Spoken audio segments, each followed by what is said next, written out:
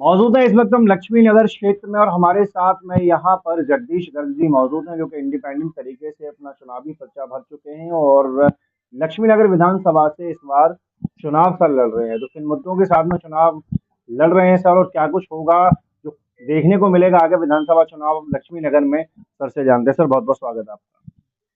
चुनाव लड़ रहे हैं आप, मुद्दे क्या रहेंगे चुनाव के? सर मुद्दे हमारे एक ही रहेंगे कि जो दिल्ली की जनता बिजली पानी से जो त्रस्त है और जो जिसको एजुकेशन ठीक से नहीं मिल पा रही है और हमारे कुछ बेरोजगार युवा ऐसे हैं जो सुबह उठते हैं काम की तलाश में और रात को सो जाते हैं थक हार कर, जबकि उनको कहीं भी कोई काम नहीं मिलता। इतने परेशान रहते हैं तो हम सोच रहे हैं हो सकता है कुछ हमारे द्वारा कुछ बदलाव हो जाए या उसकी पहल कहीं से तो करनी पड़ेगी, तो उसकी पहल हम यहाँ से करने की कोशिश कर रहे हैं। बाकी देखिए क्या होता है। आप त्रस्तता की बात कर रहे हैं लेकिन अरविंद केजरीवाल जी कह रहे हैं कि मेरे क्षेत्र की जनता मस्त है, आप कह रहे हैं त्रस्त है, तो ये कैसे? देखिए सर, जनता किसी की नहीं होती, चाहे वो अरविंद केजरीवाल जी बोले, चाहे मैं बोलूँ, चाहे कोई भी बोले। जनता हमेशा उसी की होती है जो जनता के हितों के बारे में सोचता है। और जनता के हितों के बारे में अगर हम सोच रहे हैं या केजरीवाल जी सोच रहे हैं या मोदी जी कोई भी सोच रहे हैं, बड़ी खुशी की बात है, सोचना भी चाहिए। लेकिन हम तो अपने एरिया को देखते हुए या दाएं बाएं कहीं भी देखते हुए हम उतना ही फैसला ले पाते हैं जितना हम जानते हैं। हम पूरे देश में भ्रमण नहीं कर पाते, पूरी दिल्ली में नहीं कर पाते। हाँ, हमारे को जो लगा, हमने अपनी बात रखी कि हमें थोड़ा-सा लगता है कि जनता आज भी बेरोज़गारी से बहुत परेशान है। तो जनता को रोज़गार मिलना चाहिए जिससे कि बहुत सारे काम ऐसे जैसे कि आए दिन लूट-खसोट और ये चोरी-डकैतियाँ होती हैं, ये सब बंद हो जाती हैं। अगर सब आदमी अपने काम पे लग जाते हैं, सबको अपना रोज़ी-रोज़गार मिल जाता है, तो उससे बढ़िया कोई बात ही नहीं है। अच्छा, आप जीत कर आते हैं और विधानसभा तक पहुँचते हैं, लक्ष्मी नगर के विधायक बनते हैं, तो पहली प्राथमिकता क्या रहेगी? किन मुद्दों को लेकर आप आगे आवाज़ उठाएँगे या करवाएँगे? देखिए, सर मेरी पहली प्राथमिकता तो यही रहेगी कि जितने भी ये नौजवान लोग हैं, उनको अगर स्टेट लेवल पे कुछ नहीं हो पा रहा है या सेंट्रल लेवल पे कुछ नहीं हो पा रहा है, तो कुछ ऐसी योजना लाना कि भई अपने कम से कम क्षेत्र लेवल पे अपने क्षेत्र के निवासियों के लिए कुछ ऐसा रोज़गार का एक ज़रिया पैदा किया जाए, जिससे कि कम से कम हमारा क्षेत्र तो बहुत सक्षम हो जाए और अच्छा हो जाए। क्योंकि कहते हैं कि भैया पहले अपने आप को सुधारो, तब संसार सुधर जाएगा। दिल्ली में 70 विधानसभाएँ हैं, उनमें से एक विधानसभा लक्ष्मीनगर आपकी है और वो भी आप निर्दलीय उम्मीदवार हैं और निर्दलीय खड़े हो रहे हैं और कोई दल नहीं है आपके पास में, तो ऐसे में फिर कैसी व्यवस्थाएँ हो पाएँगी? जो अभी आपने कहा कि नहीं जी हमें नौकरियों की व्यवस्था देखनी है या कोई योजना बनानी है, उसके लिए तो पूरा बहुमत चाहिए आपको। देखिए सर, बहुमत के साथ में मैं तो एक बात कहना चाहूँगा कि भई अगर हम पहले से ही अगर भी सोच लेंगे कि भैया मैं निर्दलीय हूँ, हम कुछ नहीं कर पाएँगे, तो ऐसे तो कोई खड़ा भी नहीं होगा। जी। और फिर जब जब हमें जनता के हितों के बारे में सोचना है, उनकी सेवा करनी है, कुछ आगे बढ़ना है जनता को लेके, तो फिर ये सारी चीज़ें पीछे रह जाती हैं। आज हम सोच रहे हैं, हो सकता है कल को कोई दूसरा भी सोच रहा हो। ज़रूरी नहीं कि जो जो ख़्याल हमारे दिमाग में आ रहे हों और किसी के दिमाग में ना आ रहे हों, ऐसा नहीं है। ऐसा है, हमारे जैसा अगर और भी भाई लोग होंगे, 4, 6, 10 आदमी अगर निर्दलीय जीत गए, तो हम एक जीती हुई पार्टी पे दबाव बनाकर कम से कम अपने क्षेत्र का भला तो करवा ही सकते हैं। आप पहले कांग्रेस में थे, कांग्रेस के कार्यकर्ता थे, उनके साथ में आप काफ़ी अर्से से आपने काम करा है और अभी इंडिपेंडेंट तरीके से चुनाव लड़ रहे हैं। पिछला चुनाव भी आपने लड़ा था।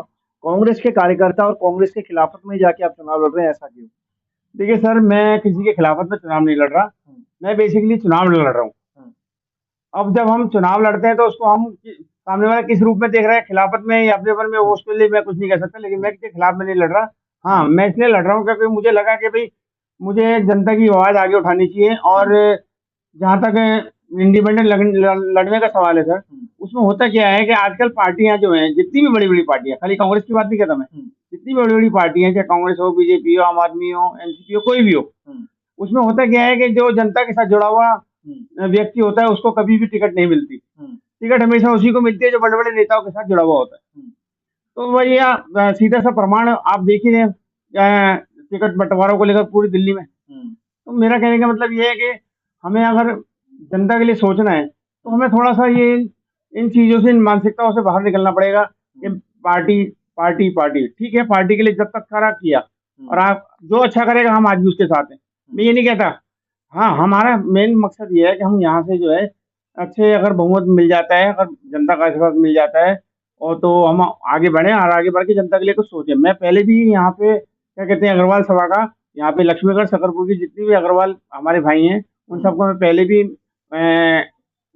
वाइस प्रेसिडेंट भी रह चुका हूँ और सेक्रेटरी भी रह चुका हूँ। और हम हमारे यहाँ पे कम से कम जो अग्रवाल लोग हैं, कम से कम इतने में बता दूं आपको, हमारी जो रजिस्टर्ड संस्था है अग्रवाल सभा, जो लक्ष्मीगढ़ सकरपुर की है, उसमें लगभग लगभग 2200 परिवार ऐसे हैं जो उनके रजिस्टर्ड मेंबर हैं।